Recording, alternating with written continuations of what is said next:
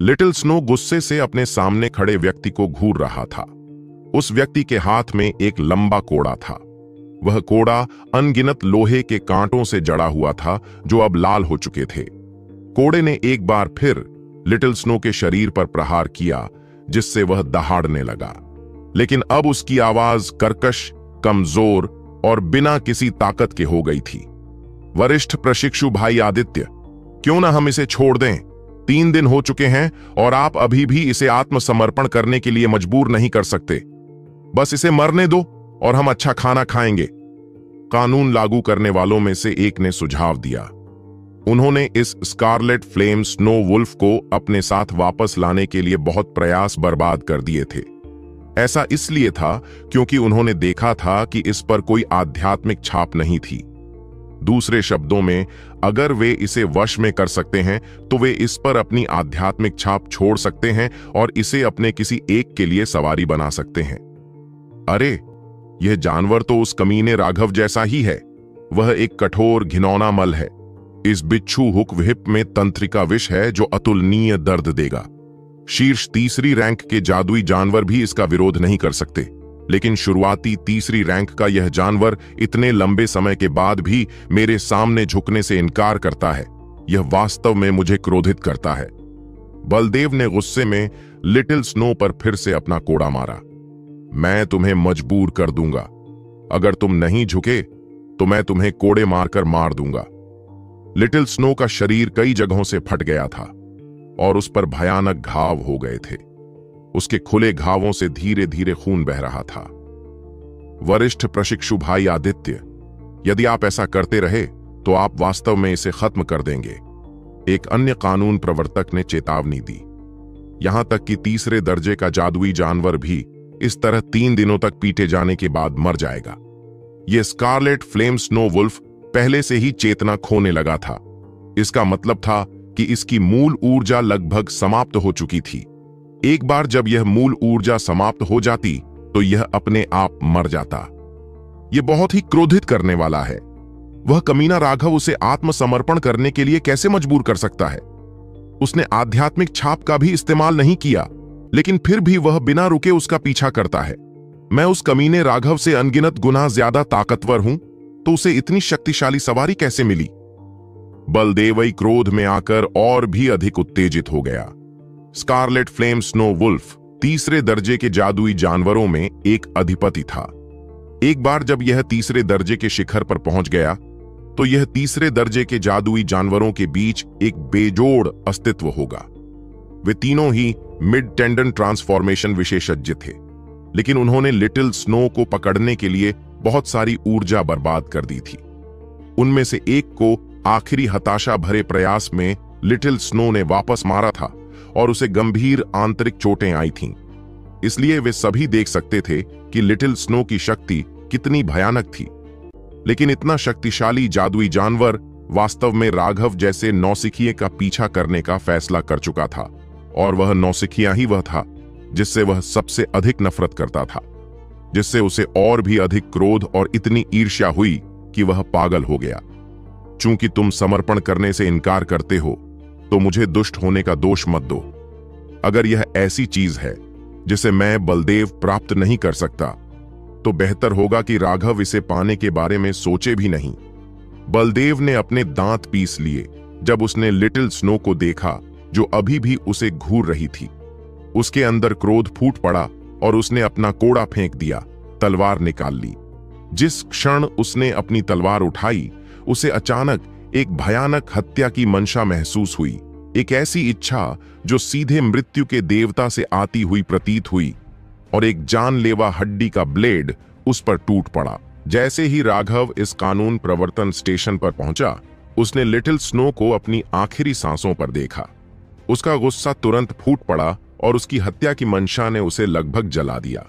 बलदेव वास्तव में little snow को मारने की योजना बना रहा था। राघव की हत्या की मंशा व्यावहारिक रूप से ठोस हो गई और वह आगे बढ़ा। उसकी हड्डी की ब्लेड बलदेव पर वार कर रही थी। आदित्य ने कभी नहीं सोचा था कि उसके स्टेशन पर बाहरी लोग आएंगे। कानून लागू करने वाले स्टेशनों में बाहरी लोगों को आने की अनुमति नहीं थी। राघव की हत्या करने की ठोस मंशा ने उसे तुरंत अपनी जगह पर जकड़ लिया। बलदेव घबरा गया और उसने जल्दी से अपनी तलवार उठा ली। धमाका! हड्डी का ब्लेड तलवार से जोर से टकराया। ज्वालामुखी की तरह एक भयंकर शक्ति फूट पड़ी। बलदेव को तुरंत उस भयानक शक्ति ने पीछे धकेल दिया। तभी उसे यह देखने का मौका मिला कि वह कौन था। राघव, कितने बेशर्म हो! तुमने कानून लागू करने वालों के थाने में घुसने की हिम्मत की। बलदेव पहले तो चौंक गई, लेकिन फिर राघव को देखकर खुश हो गई। चूंकि मठ के नियम शिष्यों को कानून लागू करने वालों के थाने में घुसने की अनुमति नहीं देते थे, इसलिए राघव ने नियमों का उल्लंघन किया था। राघव के आने से बाकी 2 पुलिस वाले भी चौंक गए। उन्होंने कभी नहीं सोचा था कि राघव उन्हें ढूंढने आएगा। वे सभी जानते थे कि यह scarlet flame snow wolf Raghav की सवारी थी और इसीलिए वे इसे गुप्त रूप से वापस ले आए थे। राघव को आते देख अन्य 2 ने ठंडी सांस ली और राघव पर हमला कर दिया। वे बिना किसी शोर के राघव को पकड़ना चाहते थे, लेकिन वे दोनों अभी आगे बढ़े ही थे कि एक विशालकाय आदमी ने उन पर एक बड़ा सा डंडा फेंका। तुम कमीनों, चले जाओ! उस डंडे ने अपने साथ भयंकर तूफान ला दिया और अंतरिक्ष इस हद तक कांप उठा कि सांस लेना मुश्किल हो गया। वे दोनों भयभीत हो गए और जल्दी से अपने हथियार उठा लिए, लेकिन उस क्लब के सामने उनके दोनों हथियार टूट गए और दोनों दर्जनों मीटर पीछे हट गए। तब जाकर वे फिर से स्थिर हो पाए। वे दोनों उस व्यक्ति को भय से देखने लगे। वह व्यक्ति सिद्धार्थ था। लिटिल स्नो की हालत देखकर सिद्धार्थ की आंखें लाल हो गईं। उसने अपना डंडा बलदेव पर फेंका। बलदेव भी अवर्णनीय रूप से हैरान था। उसे सिद्धार्थ के शरीर से कोई आभा महसूस नहीं हुई, लेकिन उसकी शक्ति बहुत भयानक थी। बलदेव ने जरा सी भी लापरवाही करने की हिम्मत नहीं की। उसकी पूरी आभा फूट पड़ी। जब उसने सिद्धार्थ पर अपनी तलवार से वार किया तो उसका मध्य टेंडन परिवर्तन साधना आधार अपने चरम पर पहुंच गया। जब उनके 2 हथियार आपस में टकराए तो चिंगारियां उड़ी। बलदेव की तलवार कोई साधारण हथियार नहीं थी और टूटकर बिखरी नहीं, लेकिन वह स्वयं सिद्धार्थ की प्रचंड शक्ति का सामना करने में असमर्थ था और उसे कई कदम पीछे हटना पड़ा तथा उसका हाथ थोड़ा सुन्न हो गया। क्या भयानक ताकत है! बलदेव बहुत घबरा गया। सिद्धार्थ ने उस हमले के बाद जरा भी नहीं रुका और फिर से उस पर अपना डंडा फेंका। बाकी 2 पुलिस वाले अब सदमे से उबर पाए थे। अपनी पुलिस की जंजीरें निकालकर वे राघव पर टूट पड़े। राघव लिटिल स्नो को घूर रहा था। इस समय लिटिल स्नो ने अपनी आंखें खोली। हालांकि वह अपना शरीर हिलाने में असमर्थ था, लेकिन उसकी आंखें गर्मजोशी से भरी हुई थीं। उस नजर ने राघव के दिल में खून भर दिया। उसके हाथ में हड्डी का ब्लेड भी कांप रहा था। उसके अंदर एक जबरदस्त हत्या का इरादा तूफान मचा रहा था। वे दोनों पुलिस अधिकारी उसके पास पहुंचने ही वाले थे कि अचानक सैकड़ों लोग वहां आ धमके। अर्जुन ने तुरंत लिटिल स्नो की हालत देखी और साथ ही राघव भी पागल होने की कगार पर था। इन कमीनों की क्रूरता और घृणा को देखकर उसका गुस्सा बढ़ गया और वह चिल्लाया, भाइयों, हमला करो! इन कमीनों को पीट पीट कर मार डालो! यह दृश्य देखकर बर्लिन और अनुराधा की हत्या की मंशा भी बढ़ गई। आक्रमण करो! इन अनैतिक दरिंदों को मार डालो! भाड़ में जाओ ये भ्रष्ट कानून लागू करने वाले! वे सच में मौत के लायक हैं। इस तरह का कचरा कानून लागू करने वाले भी करते हैं। मठ वाकई अंधा हो गया है। चलो मठ को खुद ही साफ कर लें। यह दृश्य देखकर वे समझ कैसे नहीं पाए कि क्या हो रहा है। राघव किस तरह का वीर व्यक्ति था। क्रोध से कांपते उसके शरीर को देखकर वे सभी समझ सकते थे कि लिटिल स्नो को इस तरह देखकर उसे कितना दर्द हुआ होगा। कानून लागू करने वालों का यह समूह वास्तव में पतित था और इसलिए सभी का रोष तुरंत भड़क गया। शुरू में सभी लोग सिर्फ एक अच्छी लड़ाई के मूड में थे, लेकिन अब वे इन कमीनों को खत्म करना चाहते थे। उन्होंने अपने हथियार निकाले और उन 2 कानून लागू करने वालों पर हमला कर दिया। उन दोनों कानून प्रवर्तकों के चेहरे पर पीलापन आ गया। 5 मुख्य शिष्यों द्वारा उन पर तुरंत हमला करने से वे दोनों हैरान और क्रोधित हो गए। क्या हिम्मत है! क्या तुम विद्रोह करने की योजना बना रहे हो? तुम्हारी मां को चौदो! शिवांश का चरित्र सबसे स्पष्ट था और उसने सीधे उन्हें शाप दिया। उसके कर्मचारियों ने उस कानून प्रवर्तक पर हमला करने में अग्रिम पंक्ति ली। शिवांश के पीछे पीछे बाकी लोगों ने भी इंतजार नहीं किया और अपने हथियारों से उनका स्वागत किया। एक कारण यह था कि उन्होंने इतनी भयंकरता से हमला किया क्योंकि उन्हें इन कमीनों से बहुत नफरत थी, लेकिन दूसरा कारण यह था कि उन्हें पता था कि उनके वरिष्ठ प्रशिक्षु भाई मध्य टेंडन परिवर्तन क्षेत्र में शक्तिशाली विशेषज्ञ थे। अगर वे अपनी पूरी ताकत से हमला नहीं करते तो वे ही हार जाते। राघव, जाकर लिटिल स्नो का ख्याल रखो। बर्लिन ने देखा कि राघव का शरीर बेकाबू गुस्से से कांप रहा था, लेकिन पहले उसे जाकर लिटिल स्नो को बचाना चाहिए। उसे यह याद दिलाने के बाद बर्लिन ने अपने हाथ में एक पवन ब्लेड लिया और लड़ाई में शामिल हो गई। हेवन अर्थ अलायंस के लोग उन दो कानून प्रवर्तकों को पागलों की तरह घेर रहे थे। टेंडन परिवर्तन क्षेत्र के मध्य में होने के बावजूद वे इतने सारे लोगों को संभालने के लिए तैयार नहीं थे और उनकी हरकतें गड़बड़ थीं।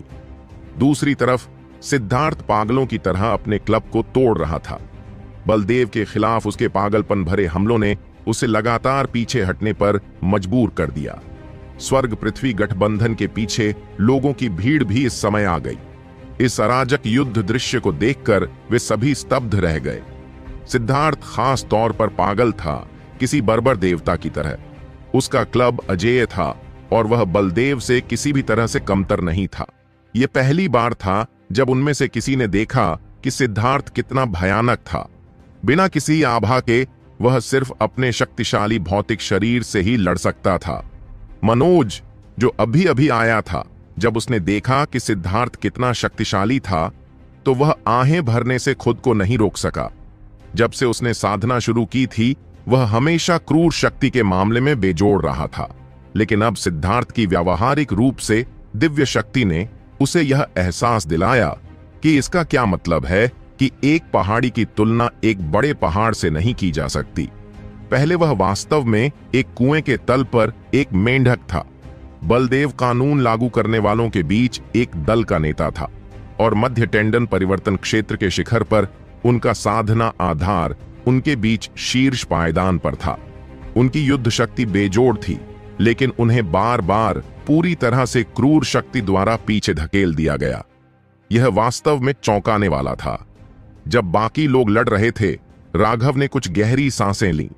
उसने खुद को शांत करने के लिए मजबूर किया और जल्दी से लिटिल स्नो के पास भागा।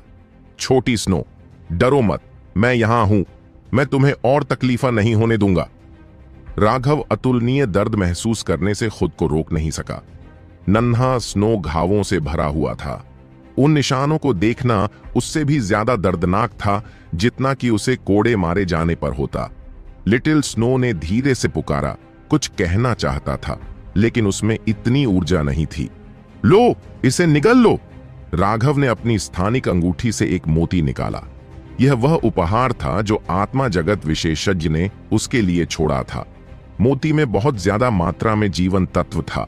इससे पहले जब सिद्धार्थ को इतनी यातना दी गई थी कि उसकी सिर्फ एक सांस बची थी और वह मौत के कगार पर था, तो यह मोती ही था जिसने उसे ग्रिम रीपर के हाथों से वापस खींच लिया था।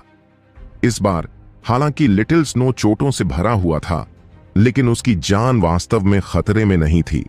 उसने बस बहुत ज्यादा खून और ऊर्जा खो दी थी और इसलिए वह अस्थायी रूप से बेहद कमजोर हो गया था।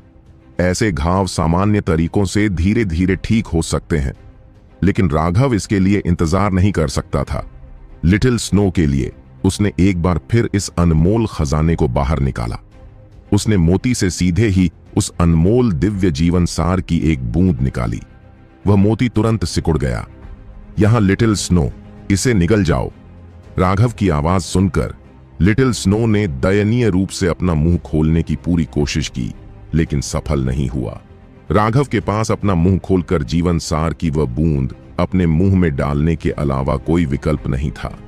जब उसने महसूस किया कि जीवन सार की वह बूंद लिटिल स्नो के शरीर को पोषण दे रही है, तभी उसे राहत मिली। लिटिल स्नो के सिर को धीरे से सहलाते हुए उसने सांत्वना दी, सो जाओ, हमें फिर से अलग नहीं होना पड़ेगा। राघव ने अपनी आध्यात्मिक शक्ति का उपयोग करके लिटिल स्नो को सुला दिया। मुख्य बात यह थी कि लिटिल स्नो अब बहुत कमजोर हो गई थी। राघव को देखकर वह तुरंत शांत हो गया और इसलिए वह आसानी से गहरी नींद में चला गया। राघव ने चारों ओर देखा और भीड़ के बीच लक्ष्मण को देखा। गहन आत्मा फल पर संघर्ष के बाद उसने उसके साथ कभी कोई और बातचीत नहीं की। हालांकि वे दोस्त नहीं थे, लेकिन उन्हें दुश्मन भी नहीं माना जा सकता था। भाइयों, मेरी मदद करो, इस छोटे से साथी की सुरक्षा के लिए अपने कुछ लोगों को बुलाओ, राघव ने पूछा। लक्ष्मण चौंका, लेकिन उसने सिर हिलाया। चिंता मत करो भाई राघव, मैं निश्चित रूप से उसकी उचित रक्षा करूंगा। लक्ष्मण ने यह उम्मीद नहीं की थी कि राघव को उस पर इतना भरोसा होगा कि वह अपनी सवारी को अस्थायी रूप से उसकी देखभाल में सौंप देगा। उन्होंने तुरंत अपने पीछे खड़े लोगों को हाथ हिलाकर बुलाया और लगभग 50 लोग बाहर आ गए तथा लिटिल स्नो के चारों ओर एक सुरक्षा घेरा बना लिया। जब राघव लिटिल स्नो के घावों को ठीक कर रहा था, तब लड़ाई अपने चरम पर पहुंच गई थी। सभी द्वारा घेर लिए जाने और हमला किए जाने के कारण कानून लागू करने वाले लोग पहले से ही पूरी तरह से क्रोधित थे। उन लोगों का सामना करते हुए जो मौत से भी नहीं डरते थे, उन दोनों ने भी कुछ निर्दयी हमले करने शुरू कर दिए। बहुत से लोग खून खांसते हुए पीछे हटने को मजबूर हो गए। उनके बीच का अंतर पाटना मुश्किल था। साधारण शिष्यों ने अभी अभी टेंडन परिवर्तन क्षेत्र में कदम रखा था और उन्हें पहले स्वर्ग चरण में पहुंचने के रूप में भी नहीं गिना जा सकता था। वे अपने मध्य टेंडन परिवर्तन वरिष्ठ प्रशिक्षु भाइयों की तुलना में बहुत कमजोर थे। मुख्य शिष्यों के अलावा जो मुश्किल से उनका सामना कर पाते थे, बाकी सभी जैसे ही उनकी जंजीरों से टकराते वे तुरंत उड़ जाते। दोनों दलों के बीच यही अंतर था। अगर तुम लोग अभी भी हमारी दयालुता की सराहना करना नहीं सीखते तो हमें निर्दयी होने का दोष मत दो। हम आसानी से तुम सभी को एक एक करके मार सकते हैं। तुम्हें पता होना चाहिए कि तुमने मठ के नियमों का उल्लंघन किया है। अगर हम तुम सभी को मार भी दें तो भी हमें कोई सजा नहीं मिलेगी। कानून लागू करने वालों में से एक ने गुस्से में कहा, भाड़ में जाए तुम्हारे नियम, अपना मुंह बंद करो, हमें तुम्हारी बकवास नहीं चाहिए। तुम कमीने नरक में जा सकते हो। हालांकि कभी कभी कुछ लोग घायल होकर पीछे हट जाते थे, लेकिन उनमें से कोई भी पीछे हटने को तैयार नहीं था। वे सभी लगातार भयंकर हमला करते रहे। उनके साथियों की चोटों ने उन्हें भयभीत नहीं किया, बल्कि उनकी लड़ाकू भावना को और अधिक उत्तेजित कर दिया। देखने वालों का भी खून खौल उठा। साथी क्या थे, भाई क्या थे, दूसरों को पीठ दिखाने का क्या मतलब था? वे सभी अंततः समझ गए कि राघव उन गद्दारों को मारने पर क्यों अड़ा हुआ था, क्यों वह किसी भी विश्वासघात की अनुमति नहीं देगा। ऐसी भयंकर लड़ाई जिसमें उनके साथी मौत से भी नहीं डरते थे, ने उन सभी को भावुक कर दिया। केवल पूर्ण विश्वास ही ऐसी भयानक युद्ध शक्ति का कारण बन सकता है। अब जबकि लिटिल स्नो को सावधानी से सुरक्षित रखा गया था, राघव ने लक्ष्मण को धन्यवाद में सिर हिलाया। इस तरह वह आराम से लड़ सकता था।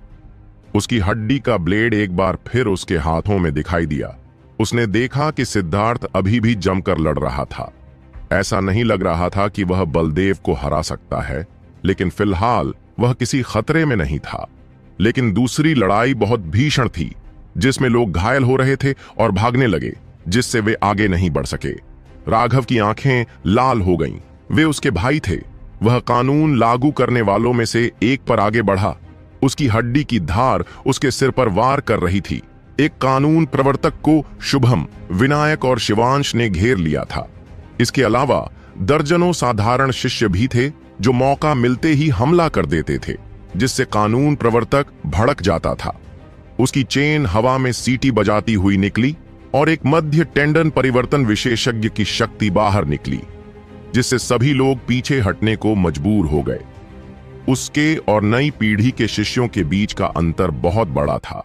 यहां तक कि शुभम और अन्य मुख्य शिष्यों को भी पीछे हटना पड़ा जब उसकी जंजीर उनके हथियारों से टकराई, जिससे उनकी भुजाओं में दर्द होने लगा। वे बस एक ही स्तर पर नहीं थे। तीनों युद्ध क्षेत्र बहुत अलग अलग थे। एक युद्ध क्षेत्र ऐसा था जहां सिद्धार्थ अकेले बलदेव से लड़ रहा था। जैसे जैसे लड़ाई आगे बढ़ी, वह और भी ज्यादा मजबूती से लड़ने लगा, कभी भी नुकसान में नहीं गया। जहां तक बर्लिन और अनुराधा की बात है, तो वे दोनों अपने दम पर एक और कानून प्रवर्तक को काबू में रखने में कामयाब रहे। हालांकि यह बेहद मुश्किल था, फिर भी वे टिके रहने में सक्षम थे। लेकिन शुभम का समूह खतरनाक स्थिति में पहुंच चुका था। उनके पास सबसे ज्यादा घायल लोग थे और वे किसी भी समय पराजित हो सकते थे। इस कारण वे क्रोध में दृढ़ बने रहे। अन्य शिष्य भी पीछे नहीं हटे। जब कोई व्यक्ति उड़ जाता तो दूसरा तुरंत उसकी जगह ले लेता, और जब तक चोटें इतनी गंभीर न हों कि वे रेंग कर उठ भी न सकें, कोई भी पीछे नहीं हटता। बेवकूफों का एक समूह, तुम लोग मौत मांग रहे हो। वह कानून प्रवर्तक चारों ओर से घिर जाने से क्रोधित था। हालांकि उसने कहा कि उसे उन्हें मारने का कोई दोष नहीं मिलेगा, लेकिन क्या उसने वास्तव में उन्हें मारने की हिम्मत की? वे पूरी तरह से दोष मुक्त नहीं थे। उन्होंने किसी और की सवारी पर कब्जा कर लिया था। अगर वे उन लोगों को मार देते जो इसका बदला लेने आए थे, तो वे अपनी सजा से बच नहीं पाते। परंतु क्रोध में यद्यपि वह किसी को मारने का साहस नहीं कर पाया, फिर भी वह उन्हें अत्यंत गंभीर चोटें पहुंचाने में प्रसन्न था। उसकी चेन हवा में सीटी बजाती हुई चली गई, जिससे सभी लोग तुरंत पीछे हट गए। कई शिष्यों को चोट लगी और वे खून खांसते हुए उड़ गए। भाड़ में जाओ! उस कानून प्रवर्तक ने बहुत प्रभावशाली ढंग से गुस्से से दहाड़ लगाई। लेकिन वह अब भी दहाड़ ही रहा था कि अचानक उसे एक ठंडी भयावह हत्या की मंशा ने अपने स्थान पर जकड़ लिया, जिससे उसे ऐसा महसूस हुआ मानो वह किसी बर्फ के घर में प्रवेश कर गया हो। एक हड्डी का ब्लेड, जो ऐसा लग रहा था मानो नर्क की गहराई से उसकी जान लेने के लिए आया हो, उसके चेहरे पर ही वार कर दिया गया। वह मुश्किल कोण बेहद निर्दयी था। उस हड्डी के ब्लेड की शक्ति बहुत अधिक सघन हो गई थी। उस कानून प्रवर्तक को पता था कि अगर उसने उस हमले को झेला तो उसका सिर तुरंत फट जाएगा। वह मुझे मारना चाहता है। वह कानून प्रवर्तक भयभीत हो गया। यह हमला बेहद सरल और सीधा था। वह उसे बस एक ही झटके में मार डालना चाहता था। वह जल्दी से पीछे हट गया और अपनी चेन को ऊपर उठाकर हड्डी के ब्लेड को रोक दिया। लेकिन उसे यह देखकर आश्चर्य हुआ कि उसकी चेन, जो आसानी से एक मुख्य शिष्य के हमले को पीछे धकेल सकती थी, उस हड्डी के ब्लेड को हिला पाने में असमर्थ थी। हड्डी का ब्लेड नीचे जाने से पहले बस थोड़ा सा रुका। उसकी गति चौंकाने वाली तेज थी जब वह उसके माथे तक पहुंची। डर के मारे उसकी आत्मा लगभग शरीर से भाग गई। उसका दिल लगभग छाती से बाहर निकल आया। उसने घबराहट में अपना सिर एक तरफ घुमा लिया। यद्यपि वह मारे जाने से बच गया, फिर भी उस हड्डी के ब्लेड ने उसके माथे पर खून की लकीर छोड़ दी। यदि उसने उस अंतिम क्षण में सहज रूप से अपना सिर न घुमाया होता, तो वह हड्डी का ब्लेड सीधे उसकी खोपड़ी में घुस गया होता। उस हड्डी के ब्लेड का आना सभी के लिए बेहद चौंकाने वाला था। एक ही वार में इसने कानून लागू करने वाले एक व्यक्ति को मार गिराया, जिससे शुभम और उनके साथी चौंक गए। राघव, उन्हें नहीं पता था कि वह कब आया था, लेकिन अब वह उनके बीच था और उस भयभीत कानून प्रवर्तक पर अपनी हड्डी की तलवार तान रहा था। राघव का चेहरा अब बर्फ की तरह ठंडा हो गया था, और फिर भी उसकी आंखें पूरी तरह से शांत थीं। एक तरह की मौत जैसी शांति। ऐसी शांति और भी भयावह थी। जिस पुलिस अधिकारी को लोग घूर रहे थे, उसे लगा कि उसका दिल रुक जाएगा। राघव अचानक गायब हो गया और पुनः कानून प्रवर्तक के सामने प्रकट हुआ। उसकी हड्डी का ब्लेड सीधे उसकी गर्दन पर निशाना साध रहा था। राघव के आने से शुभम और वे सभी रुक गए। उन्हें लगा कि अगर वे अभी चले गए तो न केवल इससे कोई मदद नहीं मिलेगी, बल्कि वे उसे बाधित भी कर सकते हैं। उनके लिए बेहतर यही था कि वे अग्रिम मोर्चे को राघव के लिए छोड़ दें। इसके अलावा राघव का हमला अजेय हत्या के इरादे से भरा हुआ था। यह उनकी लड़ाई शैली से पूरी तरह से अलग था। वे किसी भी मामले में हस्तक्षेप करने में सक्षम नहीं होंगे। राघव की लड़ाई में सबसे रोमांचक बात उसका दबंग अंदाज था।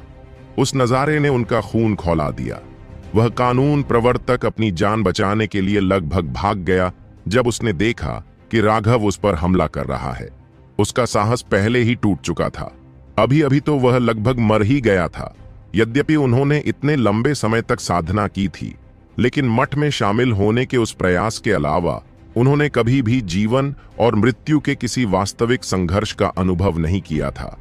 लेकिन राघव पहले जैसा नहीं था। उसने कई बार मौत के मुंह से लड़ाई करके वापसी की थी।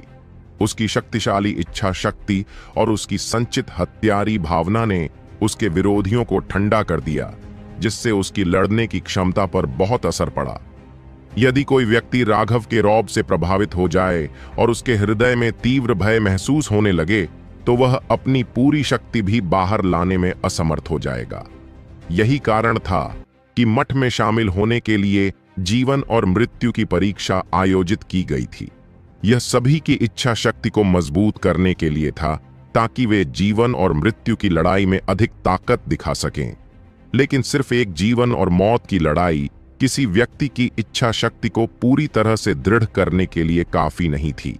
वे राघव की तरह नहीं थे, जिसने लगातार मौत का सामना किया था।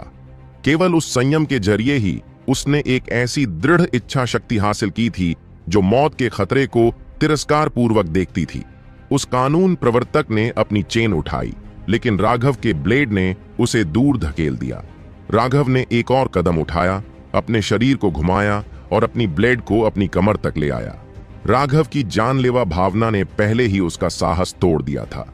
वह केवल बचाव कर सकता था, हमला करने की हिम्मत नहीं कर पा रहा था। राघव का घुमावदार कट उसके पिछले मूव का ही एक हिस्सा था।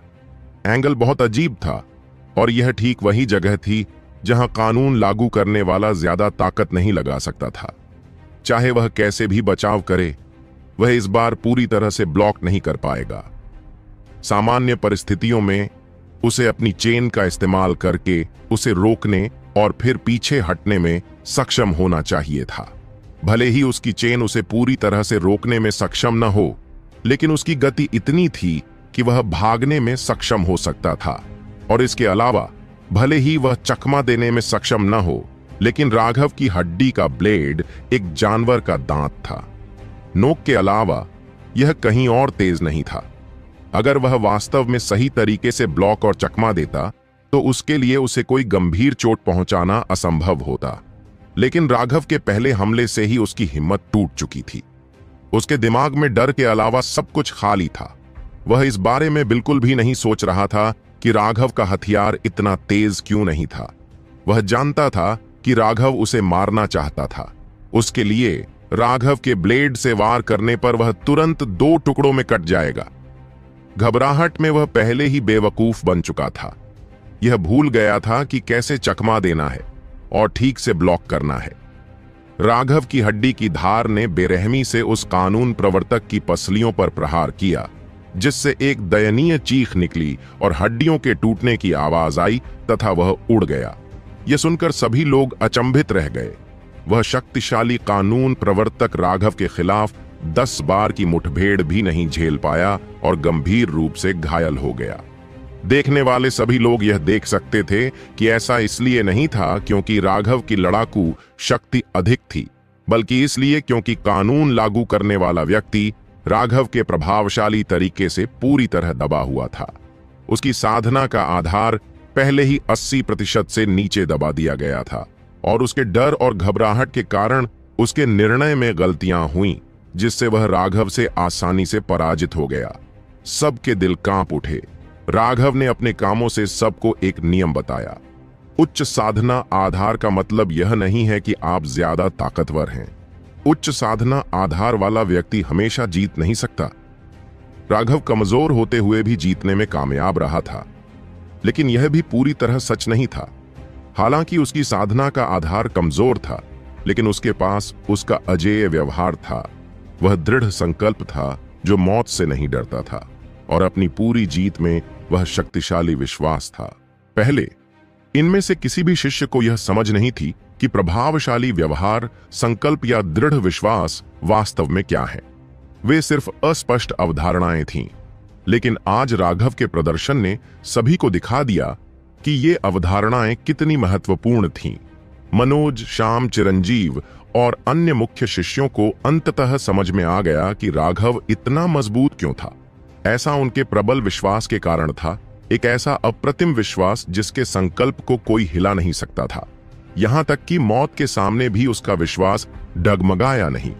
एक सच्चे विशेषज्ञ होने की यह एक शर्त थी। जहां तक उनका सवाल है, उनके परिवार के बुजुर्गों ने उन पर एक गलत सिद्धांत थोप दिया था कि प्रतिभा ही विशेषज्ञ बनने का आधार है। चाहे ऐसी नींव कितनी भी अच्छी क्यों न हो, यदि उसमें हजारों असफलताओं के बावजूद संघर्ष करने की इच्छा शक्ति न हो, यदि उसमें एक विशेषज्ञ बनने का दृढ़ विश्वास न हो जो मृत्यु के सामने भी न डगमगाए, तो आप हमेशा के लिए एक ग्रीन हाउस संयंत्र ही बने रहेंगे जो एक रात की ठंड भी सहन नहीं कर सकता। वह कानून लागू करने वाला व्यक्ति एक आदर्श उदाहरण था। वह आमतौर पर बहुत ही ऊंचे तरीके से दृढ़ता से काम करता था, लेकिन जब जीवन और मृत्यु का वास्तविक मोड़ आया तो उसकी ताकत पूरी तरह से बिखर गई और यह उजागर हो गया कि वह वास्तव में कितना कमजोर था। और उसके बिल्कुल विपरीत था राघव।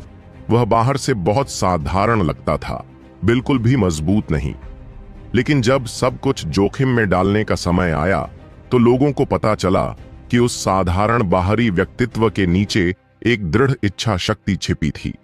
राघव के प्रदर्शन ने उन्हें अपने लिए एक अलग तरह का भविष्य देखने को दिया। लगभग सभी शिष्यों को लगा कि उनके दिल बहुत साफ हो गए हैं। वे उस अविश्वसनीय रूप से प्रभावशाली, व्यावहारिक रूप से दिव्य प्राणी के प्रति कृतज्ञता और सम्मान से भरे हुए थे। उस कानून प्रवर्तक को भगाने के बाद राघव अचानक उसके सामने फिर से प्रकट हुआ और अपने हड्डी के ब्लेड को उसके सिर पर मार गिराया। क्या? अब सभी लोग बहुत हैरान थे। वह कानून प्रवर्तक इतनी बुरी तरह से घायल हो गया था कि उसके बचने का कोई रास्ता नहीं था। राघव वास्तव में उसे मारने की योजना बना रहा था। रुकना! अचानक एक ठंडी चीख ने सभी के कान हिला दिए। काली रोशनी की एक किरण राघव के हड्डी के ब्लेड से टकराई जो उस कानून प्रवर्तक को मारने वाला था। राघव को अपने हाथ में तेज दर्द महसूस हुआ और एक शक्तिशाली बल ने उसे उड़ा दिया। उसका खून तेजी से बढ़ने लगा और वह लगभग खून खांसने लगा। पीछे मुड़कर देखने पर उसने देखा कि किसी समय क्रोधित एल्डरसन सबके सामने प्रकट हुए थे। एल्डरसन के आने से सभी लोग घबरा गए और पीछे हट गए। उनमें से किसी ने भी नहीं सोचा था कि वे इतनी जल्दी एल्डर को परेशान कर देंगे। बर्लिन का दिल उसी क्षण डूब गया जब उसने उसे देखा। उसे अब बुरा लग रहा था। एल्डरसन ने राघव की ओर इशारा करते हुए चिल्लाया, इतनी कम उम्र में ही तुम इतने दुष्ट हो गए हो। तुम भ्रष्ट शैतानों से किस तरह अलग हो? अगर मैं आज तुम्हें थोड़ा नहीं दबाऊंगा तो हम चीजों का प्राकृतिक क्रम कैसे बनाए रख पाएंगे? उसके शरीर से एक भारी दबाव तुरंत फैल गया जिसने सभी को जकड़ लिया। उनके लिए उसके दबाव में सांस लेना भी मुश्किल हो गया और उन्हें ऐसा भी लगा कि उनकी हड्डियां इसके कारण टूट जाएंगी। साधारण शिष्य पहले से ही पीले पड़ चुके थे। कुछ के मुंह के कोनों से खून टपक रहा था, लेकिन वे सभी दृढ़ रहे और उस दबाव के आगे झुकने से इनकार कर दिया। राघव, तुमने कानून लागू करने वालों से लड़ने के लिए बेशर्मी से एक समूह इकट्ठा किया है। ऐसा अपराध माफ नहीं किया जा सकता। जल्दी करो और घुटने टेक दो। एल्डरसन का दबाव पूरी तरह से राघव पर जमा हो गया, जिससे उसे तुरंत ऐसा महसूस हुआ जैसे कोई पहाड़ उसे कुचल रहा है। राघव की आंखों में बर्फीली ठंडी हत्या की भावना भर गई। पाखंडी एल्डरसन को देखते हुए उसने धीरे से अपने हाथ में हड्डी का ब्लेड उठाया। घृणास्पद! तुम सच में विद्रोह करने की हिम्मत कर रहे हो? एल्डरसन ने गुस्से से कहा। वह दबाव बढ़ाने ही वाला था कि उसे अपने सिर के पीछे हवा का झोंका महसूस हुआ। बूढ़ी छड़ी, जा मर! एक विशाल नुकीला डंडा एल्डरसन के सिर पर मारा गया। क्रोधित दहाड़ के बाद एक विशाल नुकीला डंडा एल्डरसन के सिर के पीछे की ओर जा गिरा। इससे एल्डरसन पूरी तरह से हैरान हो गए। उनके दबाव में कोई भी आगे बढ़ने में सक्षम नहीं था, यहां तक कि मुख्य शिष्य भी नहीं। बिना अपना सिर घुमाए उसने पीछे से मुक्का मारा। लेकिन उससे भी ज्यादा चौंकाने वाली बात यह थी कि यह हमला इतना शक्तिशाली था कि उसे कुछ कदम पीछे हटना पड़ा। वह जल्दी से मुड़ा और देखा कि वह कोई विशालकाय आदमी था जो एक बड़ा सा डंडा थामे उसे घूर रहा था। ऐसा लग रहा था जैसे उसके दबाव का इस आदमी पर कोई असर नहीं हुआ। इसके अलावा पिछला वार पूरी तरह से असामान्य था, जो उसे एक हड्डी बनाने वाले विशेषज्ञ को भी 2 कदम पीछे धकेलने में सक्षम था। आप कौन हैं? एल्डरसन इस व्यक्ति को नहीं पहचान पाए। तुम कौन हो मेरे गधे? तुम बूढ़े कमीने, तुम मेरे भाई राघव को धमकाने की हिम्मत करते हो? मेरा क्लब खाओ। सिद्धार्थ ने दहाड़ते हुए अपना डंडा एल्डरसन पर पुनः फेंका। असभ्य बच्चा। एल्डरसन का चेहरा बदल गया। उसने उसे कुछ शिष्टाचार दिया था क्योंकि उसे डर था कि वह किसी एल्डर का शिष्य है। ऐसा करना परेशानी भरा होता, लेकिन उसने यह नहीं सोचा था कि यह बदमाश उसका इस तरह अपमान करेगा, और उसका गुस्सा फूट पड़ा। धमाका। सिद्धार्थ ने एक दबी हुई चीख निकाली और उसे दूर से एक बहुत बड़ा पत्थर तोड़ दिया। लेकिन जिस बात ने सबको चौंका दिया वह यह थी कि इतना जोरदार झटका लगने के बावजूद सिद्धार्थ को कोई चोट नहीं आई। वह जमीन से उठे और एक बार फिर अपने क्लब के साथ आगे बढ़े।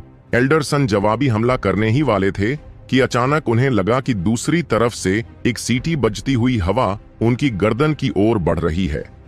राघव ने भी इस समय उन पर हमला किया था। इस बार तो सब लोग हैरान रह गए। उसने वाकई एक बुजुर्ग पर हमला कर दिया। क्या उसे अब अपनी जान की परवाह नहीं थी? कमीने! एल्डरसन ने दहाड़ लगाई और अदृश्य ऊर्जा के एक शक्तिशाली उछाल ने राघव और सिद्धार्थ दोनों को उड़ा दिया। यह अस्थि निर्माण की शक्ति है। कितना भयानक है! लोग अपने आप से बुदबुदाते थे। ऐसा कहा जाता था कि जब साधक अस्थि निर्माण क्षेत्र में कदम रखते थे तो उनकी आध्यात्मिक ऊर्जा दबाव के रूप में बाहर निकल सकती थी।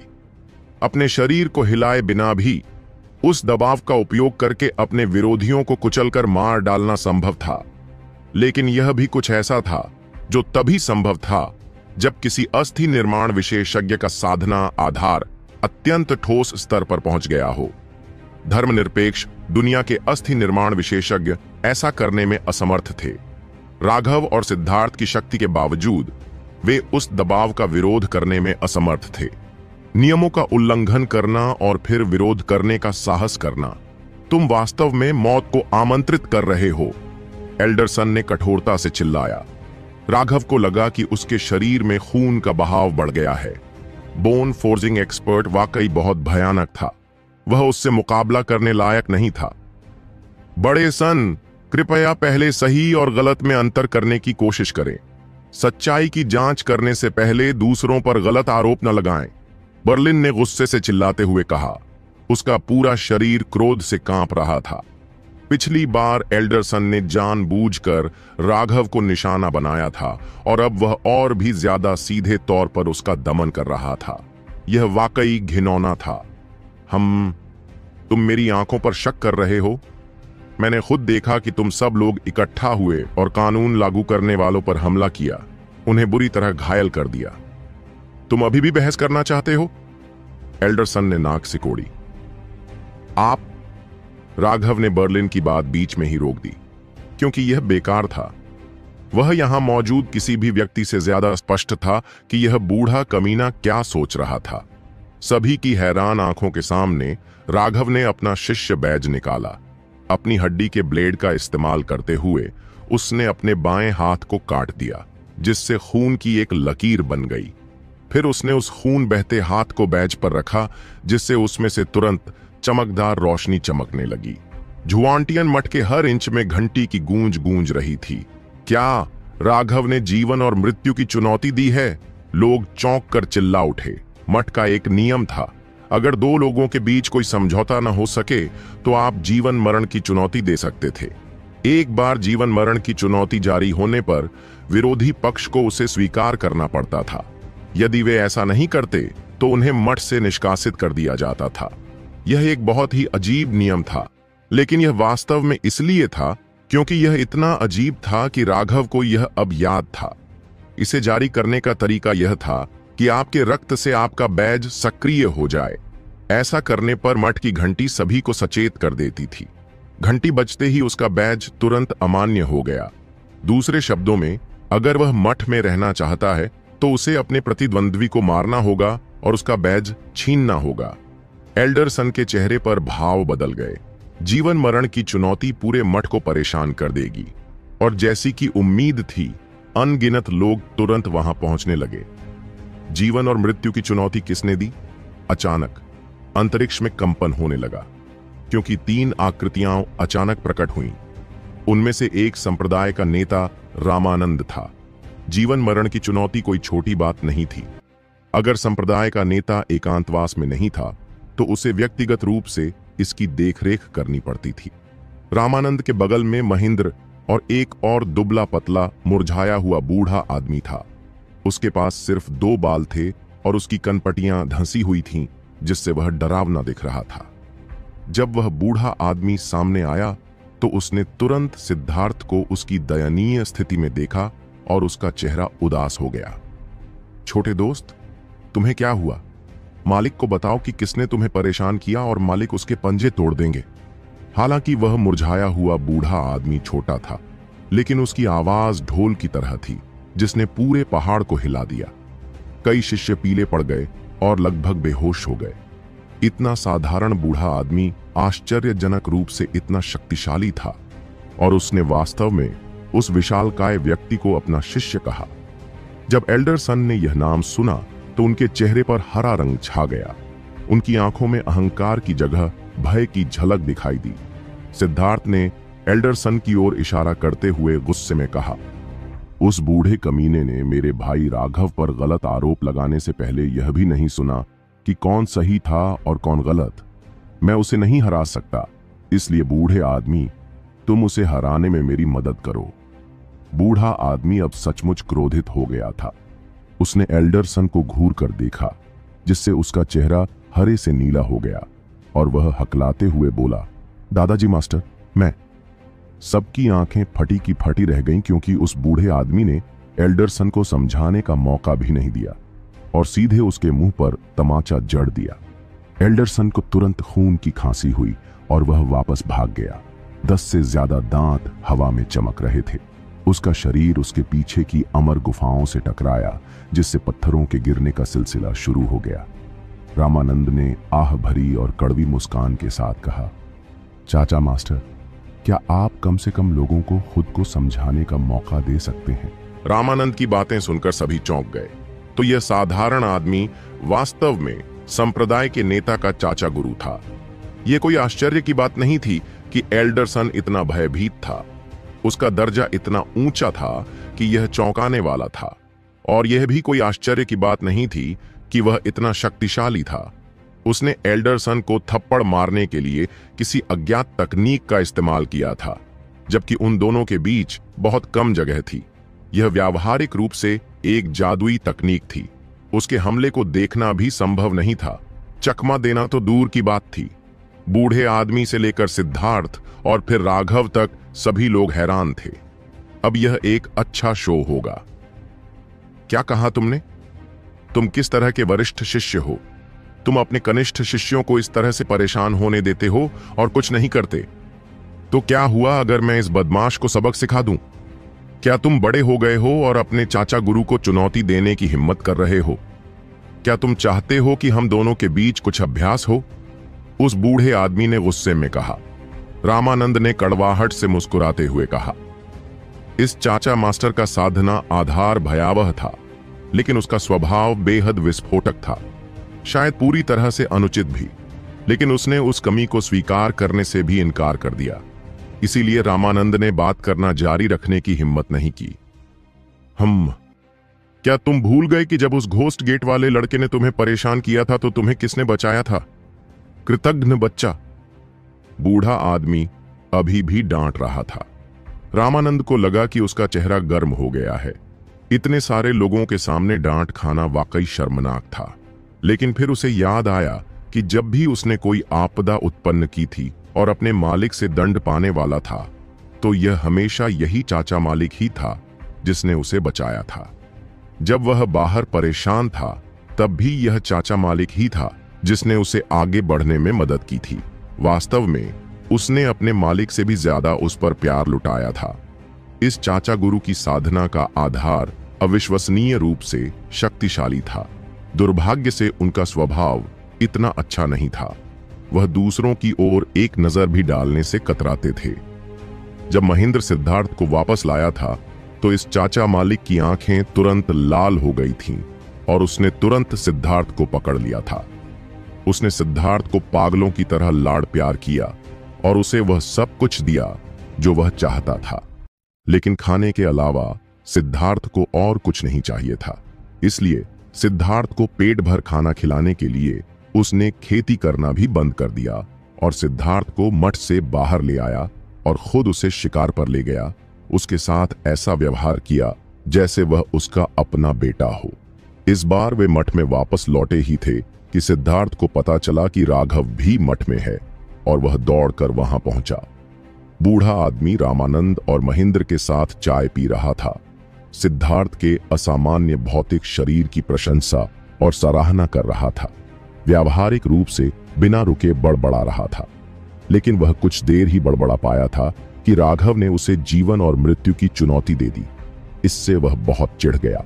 वह अपनी कहानी के दिलचस्प हिस्से पर पहुंच गया था, लेकिन वह यह भी जानते थे कि जीवन मरण की चुनौती एक बड़ा मामला है और मठ के नियमों के अनुसार संप्रदाय के नेता को उपस्थित रहना होगा। ऐसा इसलिए था क्योंकि यह उनके शिष्यों के जीवन और मृत्यु से जुड़ा मामला था। आमतौर पर ऐसी चुनौती शायद ही कभी दी जाती है, लेकिन अगर दी जाती है तो इसका मतलब होगा कि दो पक्षों के बीच कभी न मिटने वाली और न छुपने वाली नफरत है।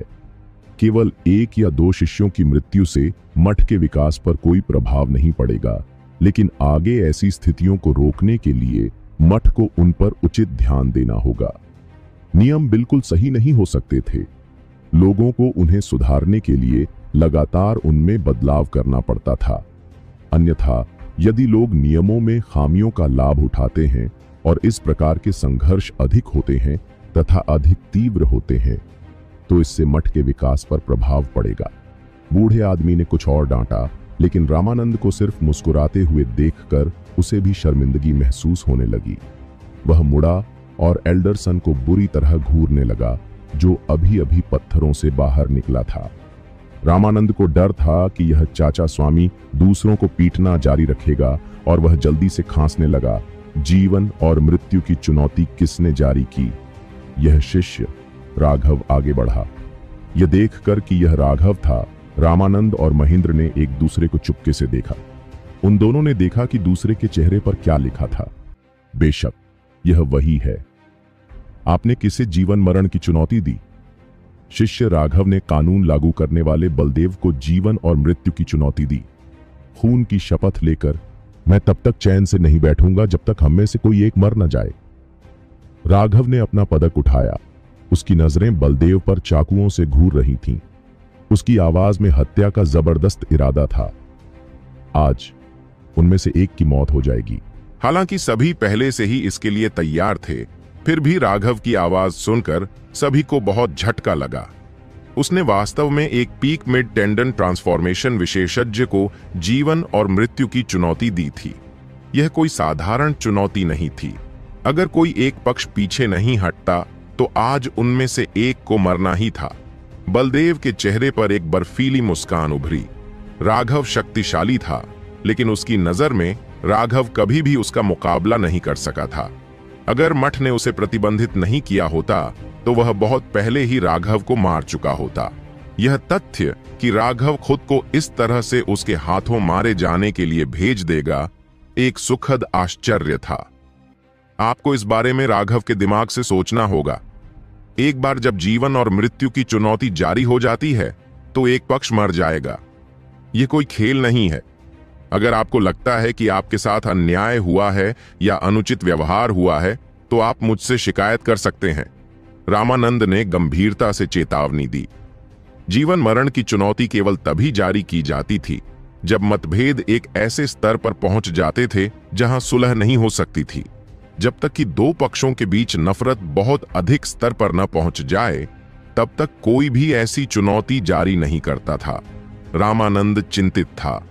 हालांकि उसे यकीन था कि राघव एक डायवर्जेंट था, एक पौराणिक अस्तित्व जो केवल स्वर्गीय दांस के नीचे ही मर जाएगा। ये सिर्फ किंवदंतियां थीं। डायवर्जेंट न जाने कितने हजार सालों में प्रकट नहीं हुआ था, और अगर कोई प्रकट भी हुआ तो कोई भी उसके बारे में नहीं जान पाएगा। जब उन लोगों को विश्व उन्मूलनकारी दैवीय दंड के तहत नष्ट कर दिया गया, तभी लोगों को एहसास हुआ कि वे एक डायवर्जेंट थे।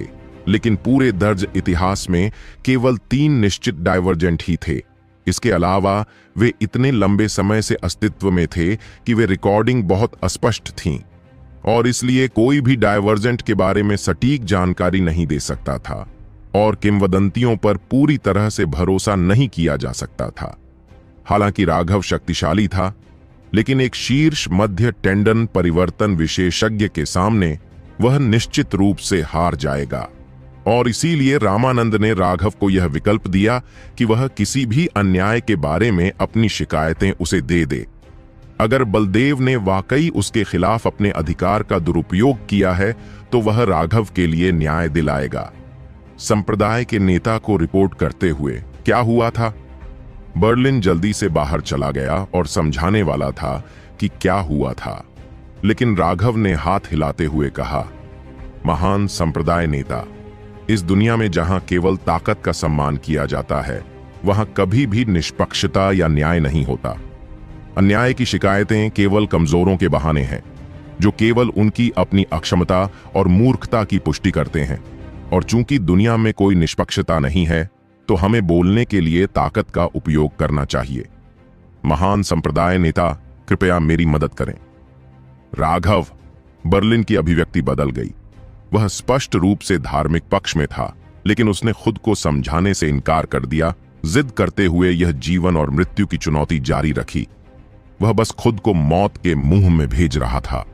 बर्लिन ने मन ही मन बड़बड़ाया, राघव कभी कभी इतना चतुर क्यों होता था कि लोग उसे एक संत समझते थे, फिर भी कभी कभी इतना मूर्ख कि कुछ भी उसे बचा नहीं पाता था। गुट नेता, उसे मनाने की कोशिश मत करो। मैं बॉस को समझता हूं। वह व्यक्तिगत रूप से अपनी दुश्मनी का बदला लेना चाहता है और बलदेव को दंडित करने के लिए मठ की शक्ति पर निर्भर नहीं रहना चाहता, अर्जुन ने कहा।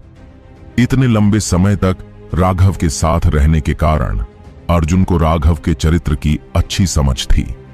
राघव आसानी से नाराज नहीं होता था, लेकिन एक बार जब वह नाराज हो जाता था तो इसका मतलब था कि कुछ उसके निषेधों को छू गया था। इसके अलावा वह इस मामले में पूरी तरह से दोष मुक्त नहीं था। सबसे पहले लिटिल स्नो को औपचारिक रूप से उसका घरेलू पालतू जानवर नहीं माना जा सकता था, क्योंकि उसने उस पर आध्यात्मिक छाप नहीं छोड़ी थी। यह साबित करने का कोई तरीका नहीं था कि वे जानते थे कि यह राघव का जादुई जानवर था। बलदेव आसानी से यह कहकर अपने लिए बहाना बना सकता था कि जंगल में उसे गलती से एक जादुई जानवर मिल गया था और वह उसे वश में करना चाहता था। एक मालिकहीन जादुई जानवर को कोई भी अपने अधीन कर सकता था, यहां तक कि उन्हें मारना भी कोई समस्या नहीं थी। अगर बलदेव ने बस इतना कहा कि उसे नहीं पता कि यह राघव का जादुई जानवर है, तो वे ज्यादा कुछ नहीं कर सकते थे। लिटिल स्नो पर कोई निशान नहीं था जिससे पता चले कि वह राघव का है, और आध्यात्मिक छाप न होने के कारण उसके पास निश्चित रूप से खड़े होने के लिए एक पैर था। यहां तक कि संप्रदाय का नेता भी सच साबित नहीं कर पाएगा, और यह केवल इसलिए था क्योंकि बलदेव को पता था कि वह लिटिल स्नो को पकड़ने के लिए इतना बेशर्म था।